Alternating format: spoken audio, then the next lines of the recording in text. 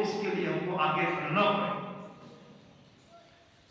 ایک دوسرے موقع پر رسول پاک صلی اللہ علیہ وسلم نے صحابی سے پوچھا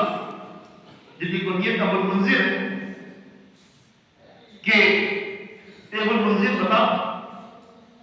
قرآن پاک میں سب سے اہمیت والی سب سے زیادہ اہم آیت کون سی جس کا بہت زیادہ ثواب ہے؟ تو صحابی نے کچھ دیر سوچا اور سوچنے کے بعد جواب دیا کہ آیت الکرسی.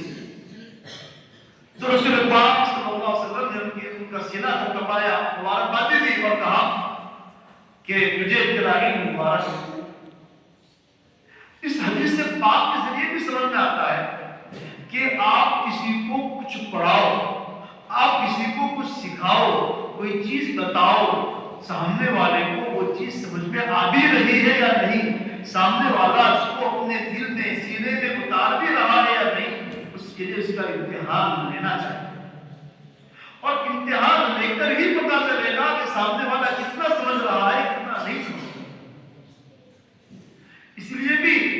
یہ امتحانات، یہ مسابقات یہ بہت مفید ہے، لازم ہے، ضروری. کوئی بھی آدمی ان مسابقات کی واجب کا انکار نہیں کر سکتا. ایک تیسری دلیل میں ان مسابقات امتحان کی دیتا ہوں. آپ نے امام بخاری رحمۃ اللہ علیہ کا نام تو سنا ہے؟ نام سنا ہوگا نا؟ جی، امام بخاری رحمۃ اللہ علیہ جن کا ان کے زمانے میں بڑا شہرت تھا، بہت چرچا تھا کہ بہت بڑے محدث ہے، بہت حدیث سے معلوم ہے، بہت زیادہ حدیث سے یاد ہے. تو بغداد والوں کو دعوت دی کہ آپ ہمارے یہاں تشریف لائیں. تو امام بخاری رحمۃ اللہ علیہ بغداد تشریف لے کر گئے. تو بغداد کے علماء کرام نے سوچا کہ ہم ان کا امتحان لیں کہ بھائی ان کو احادیث اتنی بھی یاد ہے، معلوم ہے کہ نہیں معلوم ہے. اور ایک طریقے سے کچھ لوگوں کے دل میں یہ خرافات تھا کہ ان کو لوگوں کے سامنے ذلیل کیا ہے. اس لیے انہوں نے 100 احادیث کا انتخاب کیا اور ان 100 احادیث میں سے ایک ایک آدمی کو 10 حدیث دے دی اور کہا کہ بھائی آپ حدیث کو تو سنا لیکن جو حدیث اصل سے حدیث جو ہے اس میں کچھ الٹا سیدھا کرو، کچھ غلط غلطی کر دو اور غلط پڑھ کے سناؤ اور وہ پوچھو کیا یہ حدیث ہے یا نہیں.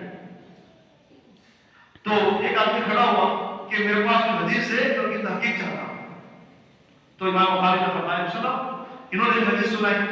تو غلط تھی. تو امام بخاری نے فرمایا لا معلوم، میں جانتا. پھر دوسری حدیث سنائی، اس کے بارے میں فرمایا میں جانتا نہیں. اس طرح 100 کے 100 حدیث کے بارے میں بتایا کہ میں جانتا نہیں. مجمع سامنے بیٹھا تھا، وہ پریشان ہو گیا کہ ہم نے تو اس کا بڑا نام سنا تھا کہ بڑا محدث ہے، بہت معلوم ہے، بہت زیادہ علم ہے، لیکن ہر چیز کے بارے میں بولتا ہے معلوم نہیں. جب سب کے سوالات مکمل ہو گئے تو امام بخاری رحمۃ اللہ علیہ نے ایک ایک حدیث کا جواب دینا شروع کیا اور فرمایا کہ دیکھو یہ احادیث جو آپ سنا رہے تھے، حدیث نمبر 1 غلط تھی صحیح ہے، حدیث نمبر 2 غلط تھی صحیح ہے، اور اسی طرح 100 کے 100 احادیث کو غلط میں صحیح کر دیا. یہاں امام بخاری رحمۃ اللہ علیہ کے حافظی کی بات بھی ہو رہی ہے کہ اللہ نے کیسا حافظہ دیا کہ ان کو ایک ایک حدیث یاد تھی. نمبر 2 پر ہمیں جو ہمارا بھی کا مقصود یہ ہے کہ امتحان لیا، جانچا گیا، اور اسی طرح ہر دنیا کے ہر نظام میں ہر چیز کے اندر انسان کو جانچا جاتا ہے. آپ دیکھتے ہیں کہ ہمارے درمیان ایک بڑے بڑے آفیسر ہیں جن کو P S I, P a, I P S, اور اس کے لیے ان کو بہت زیادہ تعلیم حاصل کرنی پڑتی ہے. تو یہ ایسے نہیں بن جاتے، اس کو حاصل کرنے کے بعد کے بہت سخت امتحانات ہوتے ہیں اور ایسے ایسے امتحان ہوتا ہے کہ ایک سال ناکام ہو گیا تو پھر دوسرے سال اس کا امتحان دینا ہے. کبھی کبھی 4 5 سال امتحان دینے کے بعد کامیاب ہوتا ہے، بہت بڑا آفیسر بنتا ہے. تو ہم جب سال بھر کسی کتاب کو پڑھتے ہیں، ہم نے سال بھر قرآن پاک کو اپنے استاد کو سنایا، تو ایک چیز تو یہ ہے کہ جس نے جو محنت کی اس کا نتیجہ اس کے سامنے آ جائے گا امتحان کی شکل میں، مسابقہ کی شکل میں کہ بھائی میں نے جتنی محنت کی مجھے اس کا پھل ملتا ہے یا نہیں ملتا ہے. میں نے جو محنت کی اس کا رزلٹ مسابقہ کا رزلٹ ہوگا اس کو پتہ چل جائے گا کہ میری محنت ہے اور یہ میں نے یہ سفر۔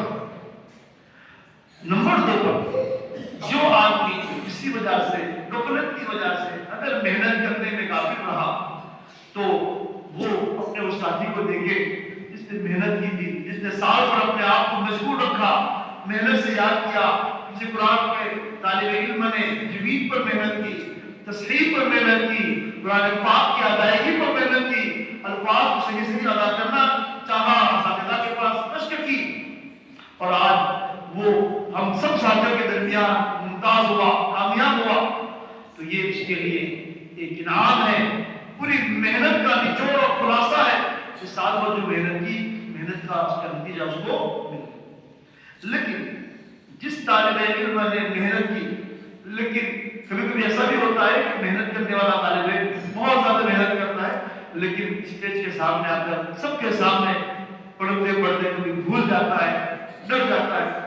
ہم ایسے لوگوں کے بارے میں کہتے ہیں کہ اصل چیز امتحان میں نمبر آنا نہیں رہا،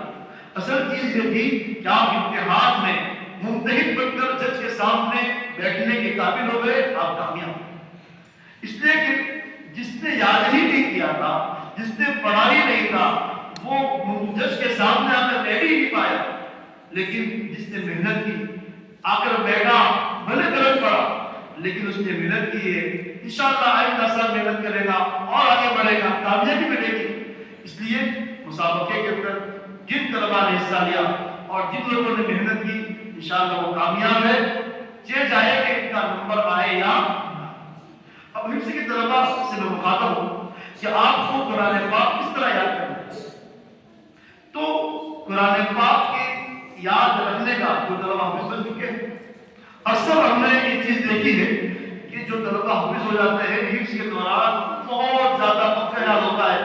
اور 20-25 دور ان کے ہو جاتے ہیں، لیکن جیسے ہی وہ آگے عالمیت میں چلے جاتے ہیں یا وہ پڑھنا چھوڑ کر کسی دوسری کام میں مشغول ہو جاتے ہیں، دو سال کے بعد دیکھو انہیں قرآن پاک کچھ یاد ہے۔ اس نے 3 سال 4 سال محنت کی، محنت کر کے قرآن پاک کو حفظ کیا، پختہ کیا، اور اس نے قرآن پاک کو پڑھنا ہی چھوڑ دیا، وہ اس نے بلا دیا۔ تو قرآن پاک کو یاد رکھنے کا جو سب سے مؤثر اور آسان طریقہ یہ ہے کہ نماز میں قرآن پاک کو کثرت پڑھنا۔ ہر حافظ طالب علم اپنے ساتھ یہ لازم کرتے کہ میں روزانہ مغرب کے بعد 2 رکعت اوابین میں پاؤ بارہ یا آدھا بارہ تلاوت کروں، اور اگر اس کے ساتھ سننے والا ہو آدھا بارہ یہ طالب علم سنائے، آدھا بارہ یہ طالب علم کو سنائے، مشکل سے 20 سے 25 منٹ ہوگی، لیکن قرآن پاک کے بھول نہیں پائے۔ آپ طرح اگر ایسے ہی بیٹھ قرآن بن کر پڑھتے ہیں تو آپ کو زندگی کا اندازہ نہیں۔ جو طلباء حافظ قرآن ہیں اور جنہوں نے تراویح سنائی ہے ان کو اندازہ ہوگا کہ آپ اگر پورا دن قرآن پاک یاد کرتے ہیں، آپ کو مغرب میں ایسا لگتا ہے کہ مجھے یاد ہو گیا، لیکن جیسے ہی مغرب کی نماز کے بعد آپ نے اوابین میں قرآن پاک پڑھنا شروع کیا، آپ کی چار پانچ جلدی آ گئی، آپ کو پتہ چل رہا ہے کہ میں نے کہاں غلط پڑھا، کیونکہ نماز میں قرآن پاک کو پڑھنا اور اس کا دور کرنا یہ سب سے اچھا طریقہ ہے قرآن پاک کو یاد رکھنا۔ ایک دوسری صورت یہ کہ وہ 2-4 طلباء اپنا گروپ بنائیں اور گروپ بنا کر قرآن پاک کی تصحیح پر کام کریں، ایک دوسرے کو ثواب کریں، یا ایک آیت اس نے پڑھی لگ جائے دوسرا پڑھ رہا ہے، لگ جائے تیسرا پڑھ رہا ہے، پھر چوتھا پڑھ رہا ہے، اور اس طرح یہ کیا ہے کہ ایک آیت چھوڑ کر جو پڑھتے ہیں تو آپ کو اگر کچھ کچا ہوگا کوئی آیت یاد جاتے ہیں ان کا احساس ہو جائے گا کہ میرا کچا ہے، تو آپ اس کو یاد کریں گے، پڑھیں گے، اور پھر یہاں پر آپ توجہ دیں گے اس بات کی طرف کہ میری تصحیح کی کمی ہے۔ ساتھ ہی بتائے گا کہ حمزہ اور عین میں فرق نہیں کر پا رہا ہے، ہاں یا ہاں سے فرق نہیں کر پا رہا ہے، صحت کی کمی ہے، قرآن پاک یاد بہت اچھا ہے، روانی کے ساتھ پڑھتا ہے، لیکن مسئلہ یہ ہے کہ مخارج کے اندر بہت کوتاہیاں ہے، صفات کے اندر کمی ہے، تو طالب علم ان چیزوں کے اوپر توجہ دے گا، ایک دوسرے کی مدد کریں گے، جا کر استاد کے پاس مشق کریں گے کہ میرے مخارج میں کمی ہے، صفات میں کمی ہے، تو اساتذہ بھی آپ کی مشق کرائیں گے، انشاءاللہ اس طرح قرآن پاک آپ کو یاد ہوگا، اور تصحیح صحت کے ساتھ تجوید کے ساتھ قرآن پاک یاد ہوگا۔ اسی طرح جو کتب کے طلباء ہیں، جو طلبا نحو اور صرف پڑھتے ہیں ان کا بھی کام یہ ہے کہ قواعد کو یاد جو کر رہے ہیں یہ یاد کرنے سے زیادہ اہم یہ ہے کہ قواعد تطبیق، یعنی آپ کا اجرا اتنا پختہ ہو، آپ کی ترکیب اتنی پختہ ہو کہ آپ قرآن پاک تلاوت کرتے ہیں، تلاوت کرتے کرتے فی آیا فی پر رک گئے کہ فی یہاں پر کیا ہے، فی کیا معنی دے رہا ہے. آپ نے ہدایت کا پڑھا کہ فی مختلف معنی کے لیے آتا ہے، یا کون سے معنی اس کے آ رہے ہیں. من یہاں پر کیا ہے، تبعیضیہ ہے یا من کون سا ہے، یا من کس معنی میں ہے. ان آیا، یہ ان مخففہ من المثقلہ ہے یا ان یہ ناصبہ ہے. یہ ایک ایک چیز کا اجرا آپ کرو گے تو ان قواعد کا آپ کو استحضار ہوگا. آپ عربی کی کوئی بھی کتاب اٹھا لو، آپ عربی کا کوئی اخبار اٹھا لو، لیکن اگر آپ نے اجرا اور مشق کی ہوگی، ترکیب کی ہوگی، تو انشاءاللہ آپ حضرات کو کبھی قواعدوں کے قواعد کی غلطی نہیں ہوگی، آپ بھول میں نہیں پائیں گے، اس لیے کہ آپ نے اس کے اوپر مشق کیا ہے. تو چند باتیں تھی. باقی ماشاءاللہ آپ صاحب کے درمیان ہم نے جو مسابقے میں شرکت کی، طلباء نے بہت اچھی کارکردگی پیش کی، طلباء کو ماشاءاللہ اچھا یاد تھا. اس تمام کی تمام چیزیں آپ لوگوں کی محنت ہے، آپ کے اساتذہ کی محنت ہے، ذمہ دار مولانا صاحب اللہ صاحب، مولانا ہاشم صاحب اور دیگر اساتذہ کرام کی محنت ہے. اللہ تعالیٰ ان تمام حضرات کی محنتوں کو قبول فرمائے اور کہ سے زیادہ کرنے کی توفیق عطا فرمائے.